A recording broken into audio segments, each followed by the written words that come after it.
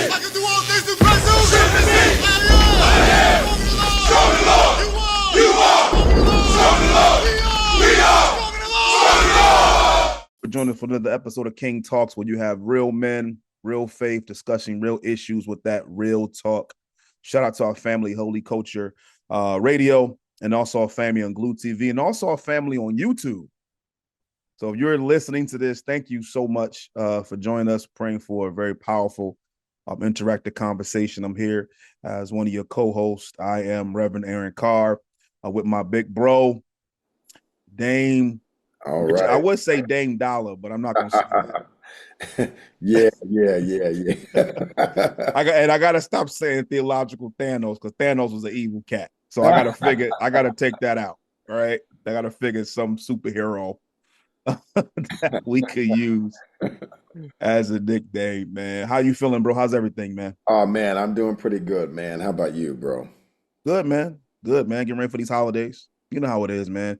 Yes. Sad about my Chiefs, but it's all good. Oh man, I didn't know you were a Chiefs fan. You know, don't put me on blast on the radio, bro. Don't put me on. Oh wow. Okay, listen, I had no idea, man. Okay, yeah, sorry. Sorry for you, as they say, sorry for your loss.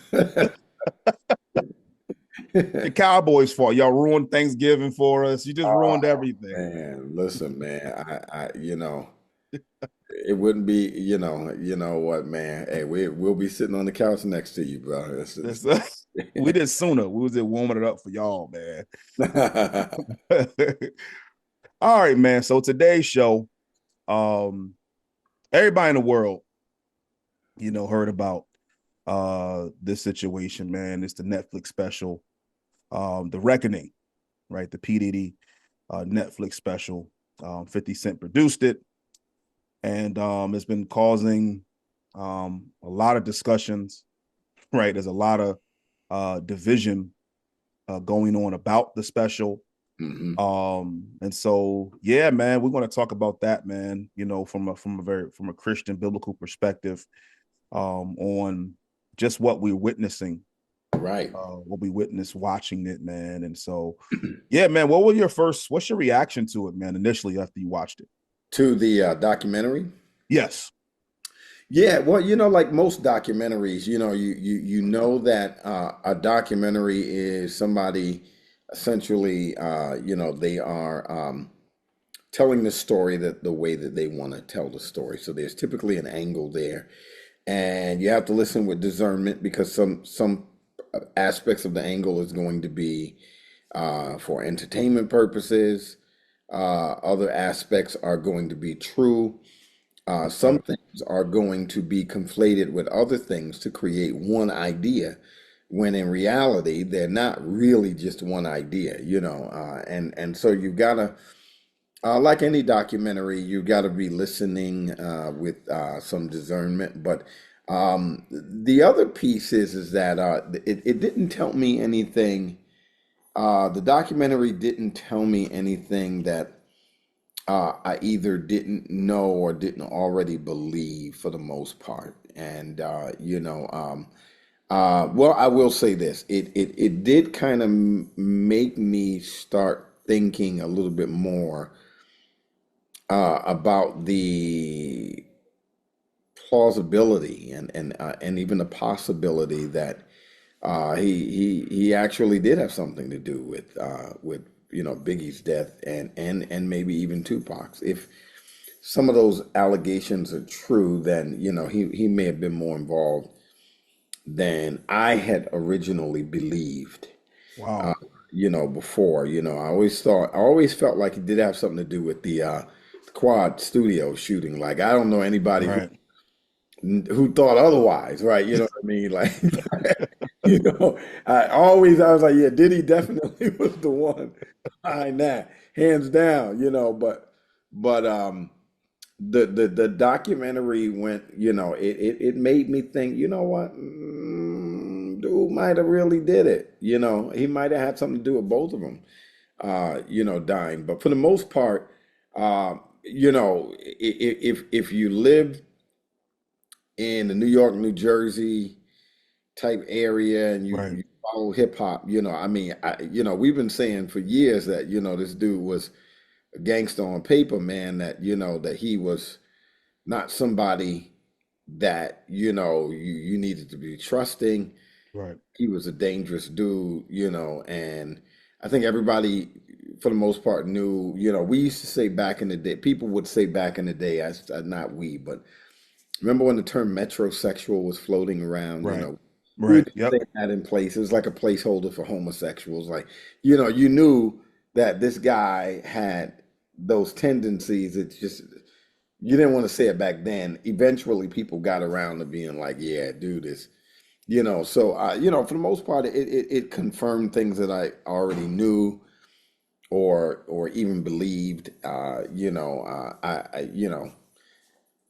Yeah, it was just it wasn't some blockbuster documentary for me. It was, Like reconfirming kind of. another Diddy documentary, right? Right. Yeah, Right. yeah, And that was me, man. I seen about 8 of them. right, I've seen the aftermath. They got all these different terms. The reckoning, right, right. right? The rendezvous, a whole bunch of these titles. Yeah. Um, and so when I watched the documentary and found out who produced it, who was the executive producer, I'm like, well, here go 50 being petty again, right? He has a long standing beef with Puffy. And so I'm like, here we go. This is the nail in the coffin right here. Oh yeah. And so when I'm watching it, it goes back to his childhood, all these different things, which I've seen before. Know about his dad being murdered. He was a drug Right, dealer, all right. these different things. I didn't know about the parties his mother was having on a grand scale, Oh right? Everybody was at the house partying. And so, kind of gives reason why Diddy had all these parties. yeah, The whole Alpo motivation, yeah. right? How he would go into, clubs, hear about stories and being in Harlem, and Alpo would have like sex tapes playing in the in Oh the in the yeah. stuff That like that that. stuff I knew about that stuff, and then you could even see how they depicted that in Paid in Full. Some of Right, the same stuff that's kind of. Yeah, that part is, it's common knowledge, at least in New York it is. But yeah, well, that part, I would say him being inspired by those types of people, that was a maybe a twist on a documentary that. But I'm like, yeah, I could see how that would be. I mean, you had people around that time that were, folk heroes in right, Harlem. You know what I mean? So, right, still had. I mean, you still had your street legends around, and people were still talking about, um, some of these guys, and so I could see how that could be, I mean, I don't feel like that's something to learn. I feel like that's like, oh, okay, yeah, I can see how that would happen, especially as he started getting around Andre Harrell. But right, I knew that, that part of the game was dirty, and Andre Harrell was that type of dude. My thinking was always more so that's where he learned most of what he learned from, the way Andre Harrell conducted business, the way he dealt with people, the way he used people, took advantage of people, and the way he always came out on top with the money and nobody right, else had it. You know what I mean? Some kind right, of way Andre always had the money and nobody else did. right, And that's exactly what you hear with other people's. It's like, Black Rob didn't have the money, Craig Mack didn't have the but Diddy, he had the money. You know what I mean? So right, so clearly he took advantage. He created these bad types of contracts and deals. What do they call them? 360s, and right, right, comes all the way back around to you. right, And yeah, yeah. I mean, that is the business. That that's the business, and he definitely learned to do it in a way that was completely self-aggrandizing, even if it crushed people. And yeah. it's unfortunate, man. Yeah. Yeah, and I mean, in the documentary, man, I was just sitting back, just looking at it, and just the sexual abuse kind of allegations, or the people Yeah. being drugged, and Oh yeah. just a lot of different things, man. I'm I like, had never heard the Shook story. That one was new. I never oh heard yeah, the Shook story. Right. Yeah, they had the one little situation outside of the club, and Suge had him in the the headlock or something like Headlock. that or Hmm. whatever. Yeah, I had never heard that before. I was like, oh wow, I never heard that. Yeah, I heard bits and pieces of it, Vlad interviews and Death Row Chronicles and little interviews from got you. people back then. His one of his best friends got shot, and then a little bit later, Puffy's bodyguard got shot, but it was with the Black Mafia family, Detroit. Like you got his bodyguard Wolf, I think his name was. But Yeah. it's a lot of back and forth, man, Oh with yeah. them and just the power, the money, Oh you yeah. know, Yeah. all those different things, the many victims that were speaking, and then Suge Knight is definitely not somebody better, and in right, many instances he may even be worse. You know what I mean? right, It's right. yeah, yeah, yeah. He's a villain. He is, Villain. man, He's not. and He's not. He wasn't a good guy. That's for sure. I thought it was interesting how even during this, the black community, of course, was separated again. Yeah. People saying, 50, you shouldn't have did that. you know, you tearing another black man down and all these different things. I just thought it was strange and weird, man. And so that was my initial reaction to it. But then I started to dig a Mhm. little further, right? And I was saying to myself, I vaguely remember TD Jakes and Puffy connecting years ago. I don't know, Mm, it was mid 2000s. And one of the things that popped in my mind during all of this, I remember seeing the videos of Diddy at Potter's house. mhm, And so it would seem as if, you know, TD Jakes was sort of like this spiritual guide, mhm. right? Because our show, man, we got to get to the Bible, got to get to scripture, right? And so I'm thinking like, man, TD Jakes was there, he was around TD Jakes, and it seems that things got worse behind the scenes. And so, man, let's discuss, man, his seemingly spiritual covering, right? TD Jakes was a spiritual covering from what we know, from what we've seen. Um, but like let's discuss, like, he was close to Diddy. I've seen videos of TD Jakes dancing on stage and stuff like that at a Diddy concert. Um, but yeah, let's discuss the strength of that spiritual cover. Mm. I know you have a long standing view of Bishop Jakes, and I've heard him say a few times that he's more of a motivational speaker, right? Even a lot of his sermons are more, I would say, motivational. Um, Not in his projection. I mean, you might have some scripture, but then a lot of it is his own philosophy. Right, right. Um, let's talk about that, man. Let's talk about that, man. Like in regards of, he was close to Diddy, right? Spiritual proximity, close to Diddy, Right. um, versus biblical discipleship. Yeah. How much was TD Jakes trying to disciple him versus just be around him, just to say, hey, Diddy's at my church, you Hmm. know. And why does it seem as if his presence was seemingly not enough, TD Jakes? Got you. Yeah, well, I mean, that's a really good question. Um, Oftentimes, pastors will have people who are high profile people Mm-hmm. who attend their churches, and sometimes that's all it is. They attend the church, and I'm sure they have a certain amount of access to the pastors, that and the other. Uh, but it's not anything to where it would be, a discipling kind of thing. It's just they have proximity to each other. The pastor's notable, may have a, several thousand member Mm-hmm. congregation, be a prominent person in the community, and oftentimes high profile people seek out those kinds of churches. So, I mean, there are a lot of those examples where those type of people will go to, they typically won't go to a smaller church. They usually go to a mega type church.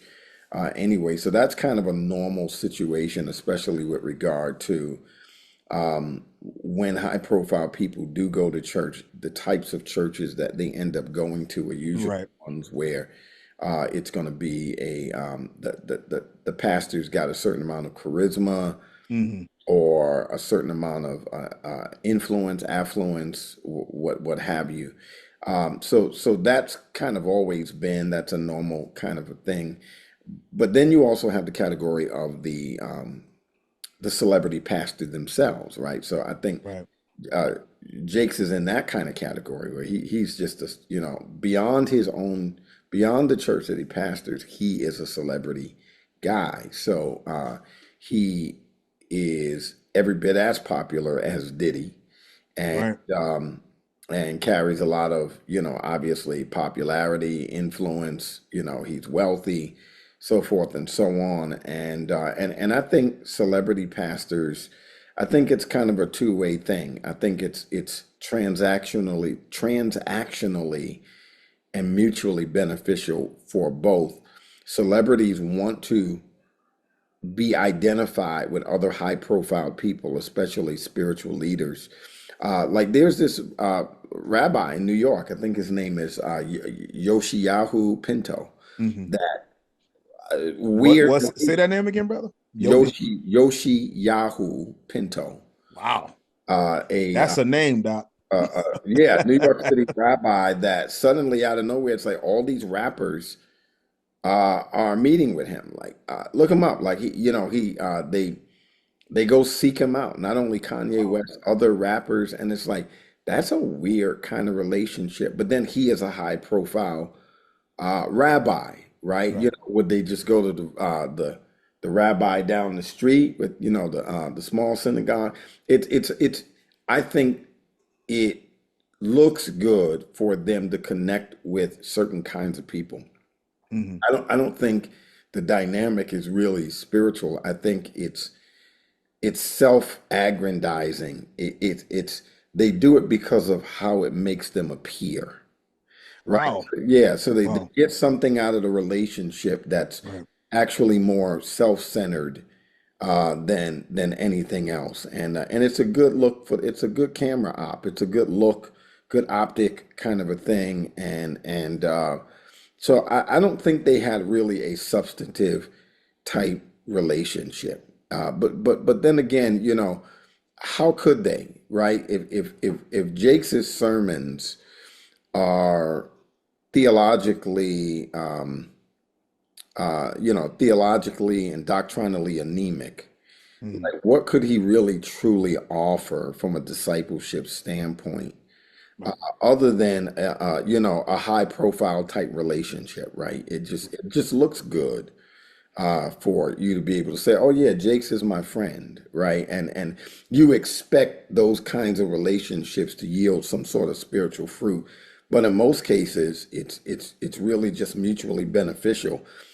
For Jake's, he can say, "Oh yeah, I've got friends in Hollywood. I've got friends in the music industry." For him, he could say, "Oh yeah, some of the top spiritual leaders in the country are my buddies." Right? It's just the ability to say that Wow. that is almost an ego kind of thing. But I think we expect more out of it than they do. You Right. Right. know what I Right. mean? Yeah, yeah, yeah. Yeah, because you would think, I mean, you wouldn't be worse off, right? Um, Connecting with, someone that is deemed, you know, like a Michael Jordan figure Hmm. in preaching, right? But as we mentioned, we talked about is, doctrinally and theologically, some of the things he preaches and some of the things he believes. It I believe, and even, a lot of his sermons over the years, growing up, of course, late 90s, early 2000s, TD Right. Jakes, you know, was the man. And for some people now that may be listening, he still is, um, the man, depending on where you are spiritually. But Hmm. as you dig deeper, and you talked about this a lot on your fake your YouTube video about the celebrity pastors. Guys, if you have not joined Damon Richardson's YouTube, go to Urban Logia. Brother has wonderful content. But he was talking about the celebrity pastor and all the accolades and all the, you Yeah. know, the worshiping and all these different things, and a lot of the kind of uh, worship of the celebrity pastor. A lot of times, people that adhere to those individuals only hear what they want to what they want to be, what they want to hear. Things they want to hear from the pastors about getting a bag, living out your dreams. There you go. Your haters, get ready, get ready, get ready, those kinds of things. Of course, you're gonna want to hear that. And Diddy's a performer. And so when you hear, or seeing the church, people worshiping and celebrating off of what is being spoken, that's right up, Yeah. P. Diddy's alley. Hmm. Like this is performing at its highest, and I get God with it too. Yeah. It's a double package, Yeah. right? I don't think it's very different from what we tend to see. We see it in the movies, but oftentimes, art is imitating life, right? So, Right, for instance, you watch Godfather, you watch these mob movies, and these guys are Italian, and so many of them have a Roman Catholic upbringing, and right, what they do, they maintain that upbringing. It's good for them, right? right, It's self-serving for them, right? Because one, they get to keep this appearance that, and you see them, it'll be one of the Godfathers, where's he on Sunday? He's in church at mass right. with his family, and it's like, oh man, this guy is a really religious dude. He can't really be that bad of a guy. I mean, he takes the time out to go, and then he's going to be in confession, Father, he's going to, tell the Father all the worst things he's done. He knows the Father can't really Say tell anything, anybody or say right? anything, and he's going to make sure that the plate it stays loaded, right? And makes him feel a sense of, works-based righteousness. I've done something to absolve myself. Right, Also, the very fact that I'm I've got this relationship with this powerful priest, and you know what I mean. right, It just it's mutually beneficial, right? And it looks good optically to other people. So, oh man, this guy's a gangster, but no, he's a family guy. Look at him; he's in church every Sunday, right. and it makes you have to wrestle and fight with the questions you might have about the person, because when you start seeing things like that, you're like, maybe he's not as bad of a guy as I think, Right. kind of a deal. And but they get something out of it, and we can't ever underestimate that the Bible says the heart in man is deceitful above all things and desperately wicked. Who could know it, right? Like I seen I think it was some social media post where Boosie was like, "Yeah, I tithe at least no less than $1,000 a week." And I feel like other rappers that are successful, they ought to be doing the same thing. Now, you don't have to go to church, just send your money, Wow. maybe through a family member. And he's bragging about that. That makes him look good. Oh man. And so then what happens? What's the exchange? Where's the transaction in that? People go around. Man, even Boosie tithes. And that's why he's so blessed. That's why he's so, and then you start thinking about him like, maybe he's a decent dude. I mean, man, Wow. it messes, it challenges the way that you think about these people. You like, you hear something like that and you're like, oh, wow. I wasn't expecting that. I didn't have that on my bingo card, for Bro, that. that's You know what I mean? crazy. Yeah, That's crazy because not now that you're saying it, this is why it's important for those who are connected to high profile people, because if you're not careful, if you're not biblical, you literally can add to their predatory practices. right. Because what you just mentioned was, we kind of look at them now with a softer eye Ah, because, that's it, man. right, because they're connected to a TDJ, or they tithe, or they give out turkeys, right, or they do Yeah. all these different things. I mean, I remember Frank Lucas at the end of American Games, he got Yeah. arrested right after worship, Mhm. Yeah. Yeah. and so And it where was made he? Yeah, he was every Sunday with his mom. Yeah. Yeah. But this is not Diddy's first go around with that. Diddy knows how to use I remember when I was living in New York. So when I lived in Queens Village, in fact, right around the corner from where I lived, right on 212th, 99th Ave, and right up on Jamaica and about 217th, about 4 or 5 blocks from me was greater what is it? Um I want to what's the name? I can't remember the name of the church, but it was pastored by a guy named Bishop Boyd. So this was the church that Juanita Bynum came out of. Hmm. Um, I can't even think of the name of it for some reason, but it's a pretty popular church in Queens. But I remember when he first got that one gun charge that he put off on Shine. Right. I remember he was still and at the time I think who was it, J Lo was his girlfriend and this Yep.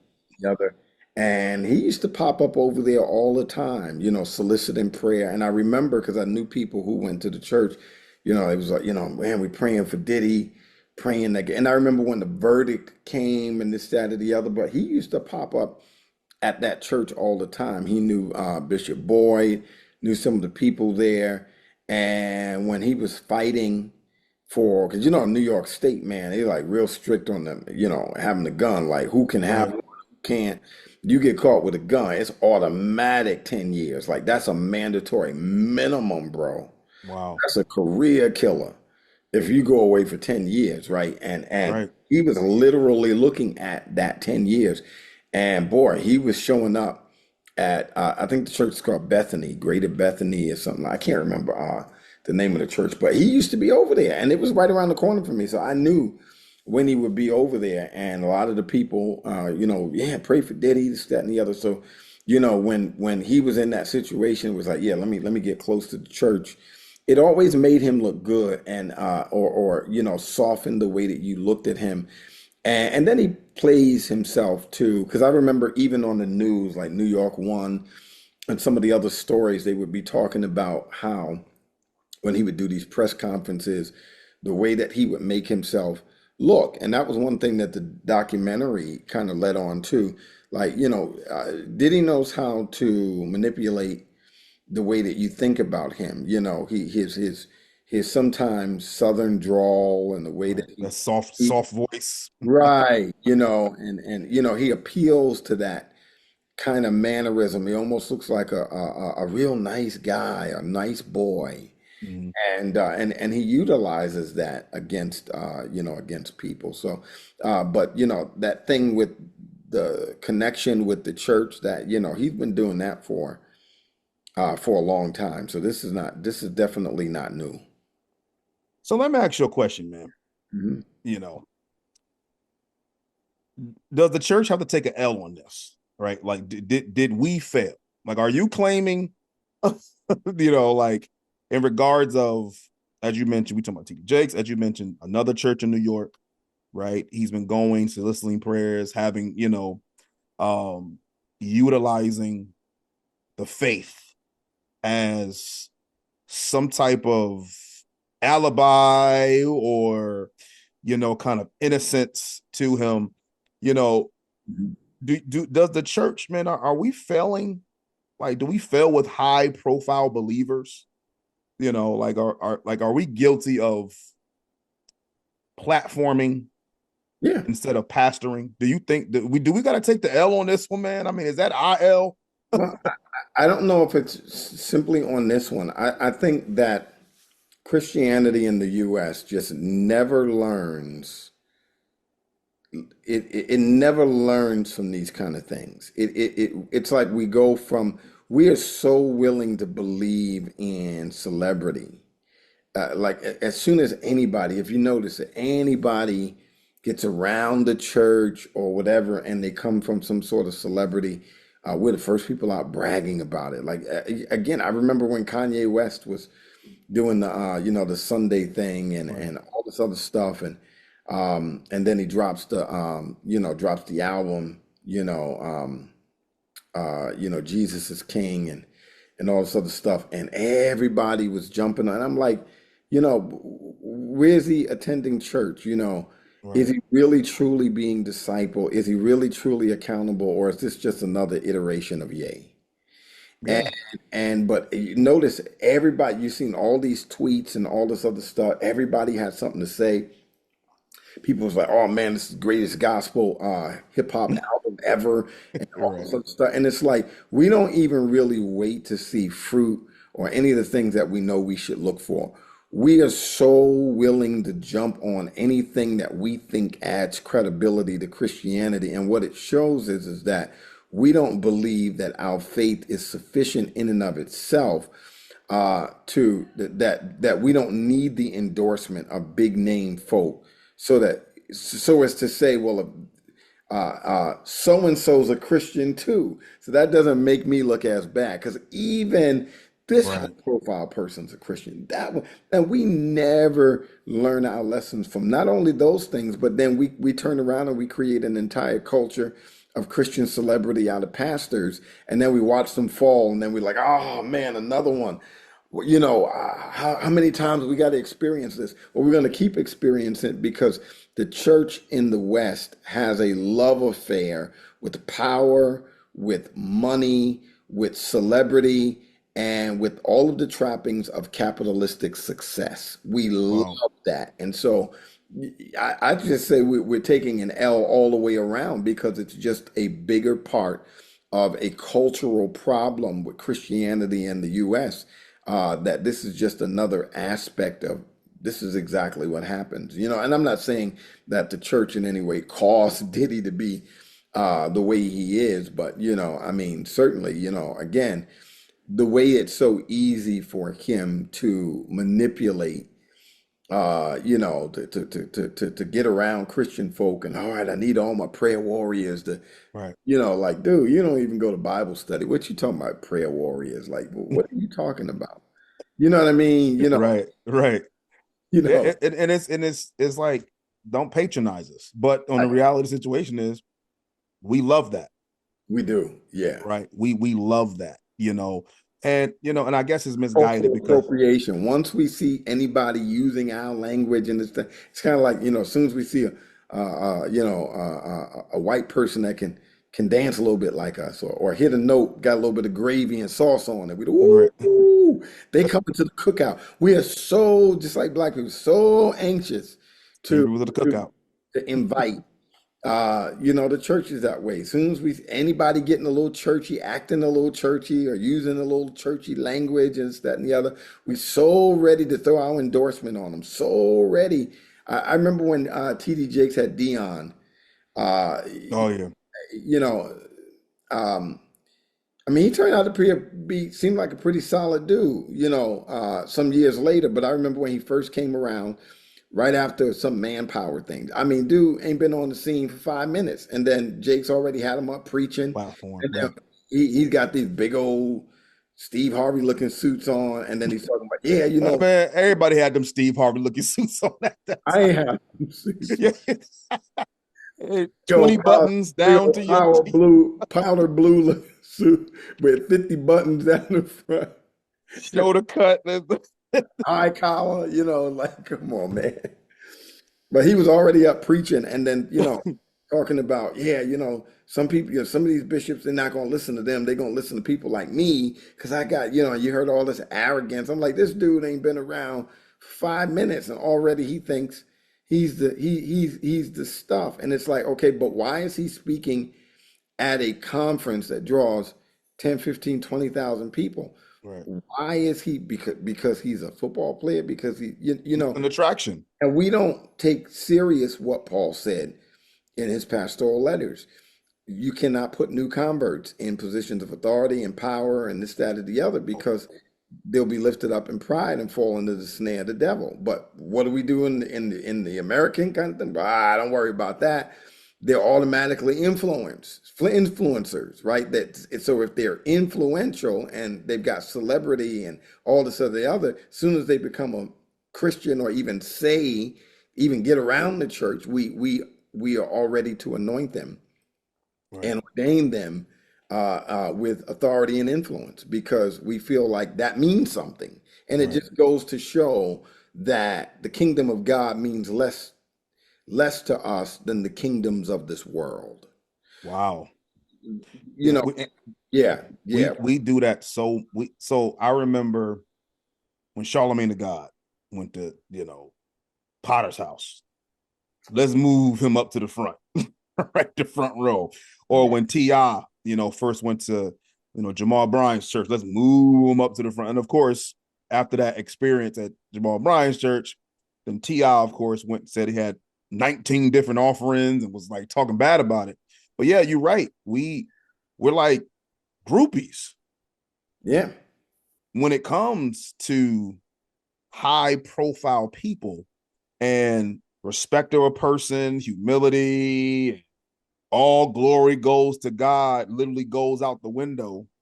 Um, because we're loving the fact that this person who has worldly success, right, Mhm. has finally made their way to our church building, Right. and then look at the result of Kanye West. Now Kanye West, from hearing, is an atheist.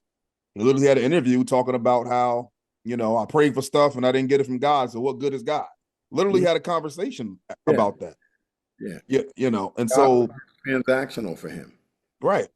Yeah. That's all. Then that's all it was, and so when we're seeing these things, and it's going to be see people watching this and saying, well, well, at least he got them in there. Maybe, you gotta, become them to win them, right? Mhm. And we've had conversations about this in the past on effectively. We were talking about Paul, and he talks about I became the slave to win the slave. I became this, and I became that. I became all men just to win some, Mhm. right? And we talked about, we've had a show before and talk about how we find the balance of how do we become, like what that term becoming is not being like them, right? Your ulterior motive is to win them. Right. But I like TD, I shouldn't see you at a Diddy concert twerking with a little tight shirt on. I shouldn't see that. You know what I'm saying? I mean, you can go out to eat. We shouldn't hear about rumors Yeah. of you being, rumored that you were at a late night Diddy party. Like we shouldn't see or hear about those things.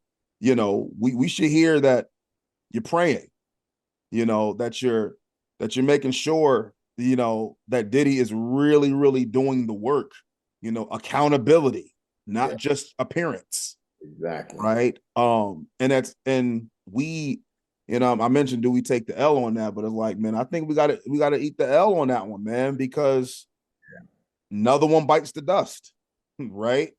Yeah. And I remember at one point, I would say late 90s, early 2000s, there were a lot of rappers who were, Muslim, right? I'm a Muslim, I'm Muslim this. And, Yeah. the view is I can rap this way, I can do this different thing. And I do my prayers 5 times a day. I do, I do my fasting, and I'm Right. good. The Christian, however, you know, you can't maintain that lifestyle.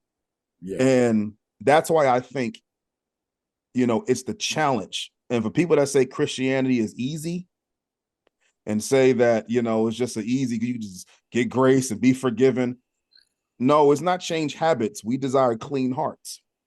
And in that aspect of clean hearts, it changes literally everything it's supposed to change. And you're supposed to, you know, that transformation changes everything you project, what you put out, Right. right? We're not seeing, you know, hearing about videos, sex tapes, and crazy music, and you know, less like there's a change Yeah. in you that it can't stay safe because it's not holy. It's not righteous, Yeah. and so, could that be the reason it didn't last with Diddy? I don't know. Because that's the flip side. Well, maybe it didn't work out because maybe TDJs probably did say you got to do this and do that, but I'm not sure. I'm not sure if what we hear from, Pastor Jakes, kind of emphasizes that, because if he's not changing, I'm not going to be in your audience celebrating the not change, right? I'm not going to be at your concert while you're spewing the venom and ungodliness. If Right. you're not changing, I'm just not going to be there. Right. Right. You Yeah. 'Cause know, there's nothing strategic about that that actually wins anybody. All that really does is it demonstrates compromise, if anything, and people can try and justify it, but it just, when you put yourself in certain context, I'm just not gonna be again at the strip club doing right? Bible study. It doesn't make sense. It First doesn't. of all, I can't see. That's first. That's first of all. You gonna turn these lights on? Like what we? Yeah, I'm just having prayer over in the corner. It's just not. Using your losing your phone light to put right on Colossians. Like what is this, man? That's Right. funny, man. Or you see, yeah, I it was some I was watching. It was some preview or something was coming on. Something I was watching. I can't remember what channel, but it was showing some previews for some other show. And obviously, I don't watch that show, but I found it interesting that it was these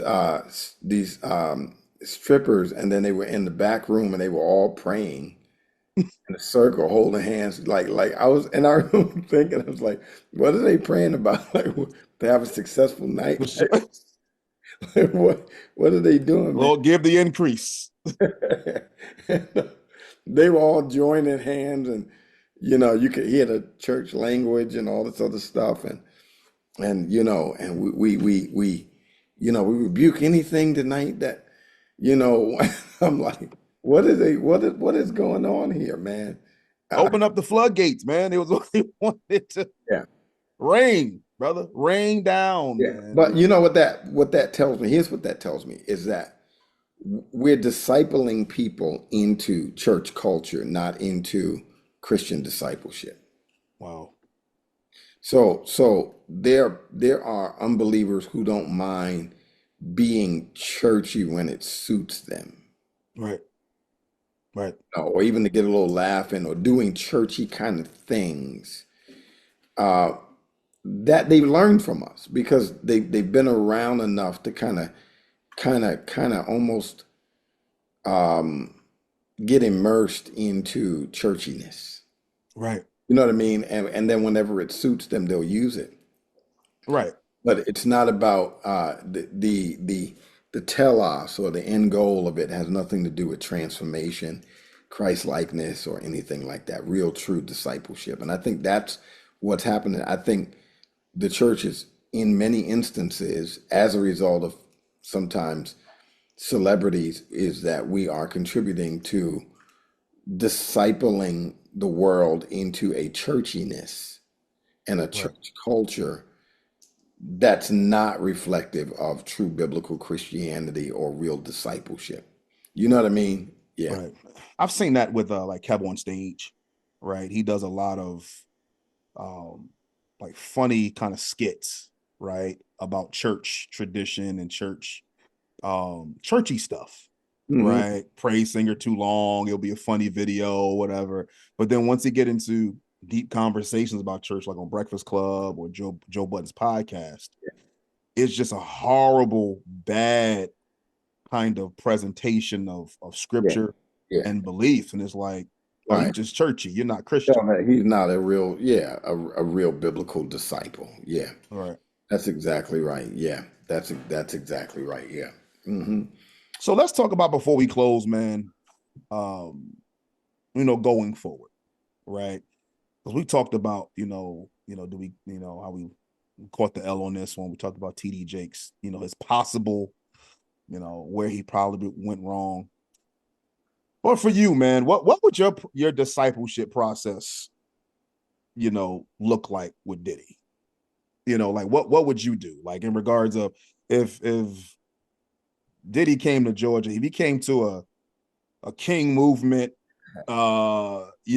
King summit, and was like, and even if he come out, right? This one's, it could be Diddy the resurrection, right? Because he is coming out of jail. Hmm. You know, what would you say? How would you disciple? Would you be willing to disciple him? Is he too far gone? Do you feel? Um, to be disciple? Like what would discipleship look like for you interacting with Well, I with mean, you're predicating that. I'm assuming that you're predicating that on let's say a supposed conversion, right? right, Yeah, right. 'cause, I mean, you can't disciple anybody unless, What- yeah. So let's just say, or if he just came for you for prayer. Let's say if he wanted to do the fake kind of facade, hey, just pray for me. I need a what does spiritual proximity connection. look like? Right, right, right. Okay, What got it. what would you do? What would you do with that? Okay. So yeah, so those are two different conversations. Discipleship is one thing, Right. but just proximity in terms of relationship by proximity. Um, wow, that's really good, man. That's really good. Let me think. Let me talk this through. Some things that I probably would or wouldn't do. Um, One, um, I can't be in a situation to where um, I'm asking for anything or even Oh, taking accepting things because once you do that, you're robbing yourself of all credibility. I remember one time I was doing these street outreaches. This was some years ago, and the police would always be around. They would always do anything I needed, because I was helping them. I mean, like no crime. At least we knew during the times I was out there, crime just was not happening. right. And I remember, we would, grill hot dogs, hamburgers. We'd give out bottled water, sodas, and this, that, and the other. All that stuff was free. We'd be preaching and this, that, and the other. And I remember one of the police officers was around, and I offered him, I think, a bottle of water or something to drink, and he couldn't take it. He was like, "No, no, thank you. I really appreciate it though, but no, thank you." And I remember wondering why. I was like, "Wait, why didn't he do it? Why didn't you know?" Um, you can tell it was hot and he might have been thirsty. And it came to me sometime later why is that being nice to somebody or accepting something nice from somebody impairs your judgment Gotcha. with them when and if the time comes that you've got to do something or say something that's uncomfortable. Like, what if he needs Wow. to have a difficult conversation with me at another time, or he caught me in a bad spot, and then he's thinking back, man, that's the brother that gave me the water when I was really, really thirsty and hot. Right. Maybe I should just look the other way. Now his judgment is impaired Paired. Right. because of that, and so they considered those kind of things red flags is that don't do anything that will compromise your judgment. If you thirsty, then go buy some, go to the 7-Eleven. In fact, most convenience stores will let a police officer walk right in, get a Mhm. cup of coffee, no charge, because that person's doing a service. You understand what I'm saying? Right. Right. Go spend your own money, but they're never gonna allow the public. And so I would think of that in this instance and say, if somebody like that's got proximity with me, the first thing I can't show them is that I need them in some way or I'm willing to accept what they're willing to give. Oh man, I noticed that, man, you riding around in that 2016 Honda, man. Man, let me put you in something better than that. No, no. Right. Because when I need to say something difficult or have a hard conversation, and I'm pulling up in that car you put me in, how's that going to go? Right. Right. You know what I mean? I You gave you this car. You gonna do me like right, that? right. There you go. So that's how you kind of steward those types of relationships is that not everybody has proximity to powerful people. And that is something that you have to steward, right? Because Right. you do want this person to be a believer, right? So I think that would be one of the things is and then to just kind of mind the conversations that you have with them. There is I'll say this finally. I'll just say this. Remember when they were doing all these types of reality shows? The real preachers of LA, the real preachers Right. of Detroit, the real preachers. The biggest problem that I had with that is one of the selling points of those kind of shows was this whole sense of this type of realness and transparency. You know, we see these guys being human, right? And Right. that's problematic though for several reasons. Number one, um, I don't know anybody that doesn't think that pastors are human. We already know they're human, right? So Right. that's not the issue.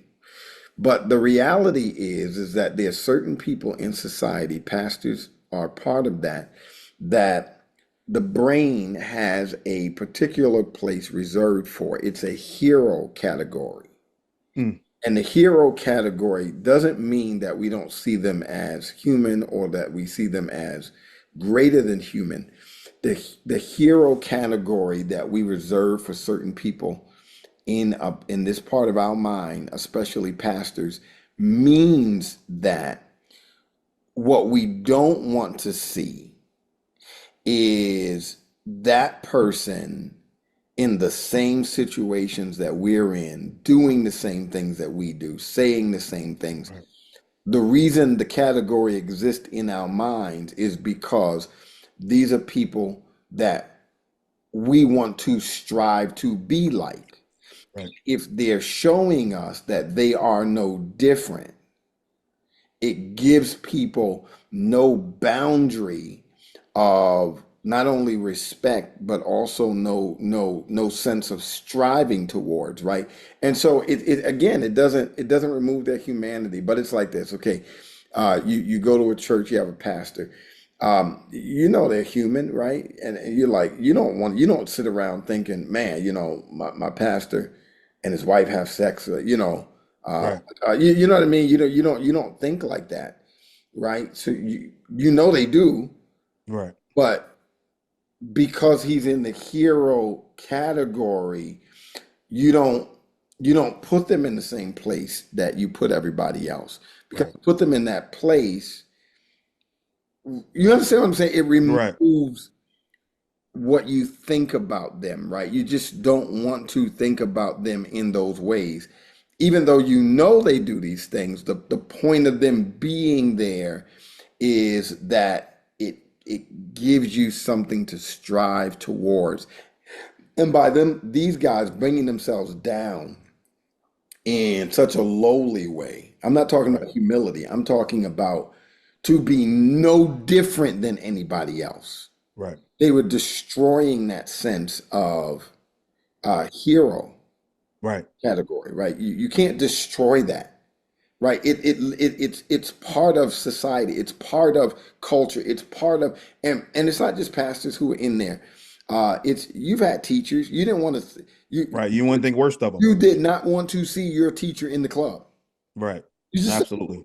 you just don't because you respect them and so you want to see them as different. You don't want to see them. You don't want to think of them as having the same susceptibilities as That's you. me. But Right.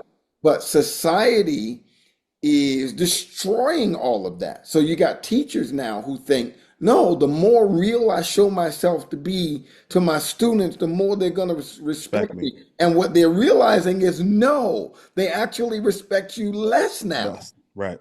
Nobody wants to see their teacher acting like a thug, Right. right? Nobody wants to see their teacher on their level. Right. Nobody wants to see their teacher show up to class talking about the latest little baby. TikTok dance, little song. Yeah, man. You heard that new little baby joint? They're like, Right. what? Why Nobody, you listening to that? Right. right? Nobody wants to see their teacher doing 6'7". 6, 7. No, no. Right. We have you here for a reason. And even when we give heroes hard times, we still have them over here though. And I Right. think that those kind of things bring that down. And you know what I mean? And so Right. my point is to say we have to part of managing and stewarding relationships with people, even people that and who are influential and have celebrity, means maintaining that those boundaries. Right. That's my point. It means maintaining those boundaries.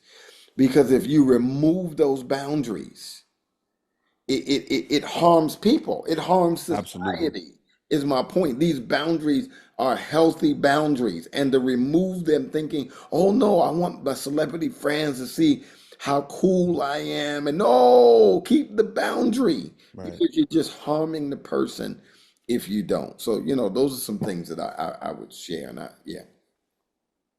Ladies and gentlemen, the Kings have spoken. Man, that was powerful, man, what you said, man. I think those are two: not compromising, right? Not giving into, you know, being bought, Hmm. right? And maintain those boundaries. Like, I'm good being redeemed. Right. I'm Yeah. good, Yeah. you know. Um, Man, ladies and gentlemen, we have spoken.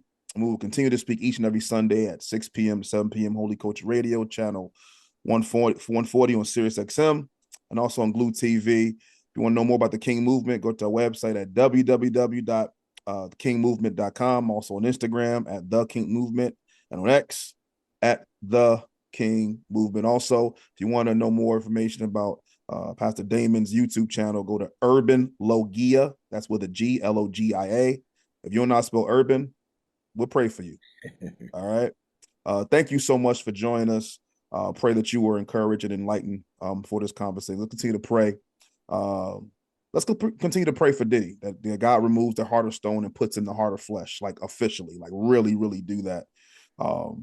Keep him safe while he's in jail, praying that the Lord is working on him. And then we find ourselves as a church not falling in snares and traps, but to really do not building our brand or platform, but really being the church and doing the work of Christ. Right. Ladies and gentlemen, have a wonderful evening. Thank you so much. And as we always say, brother, strong in the Lord.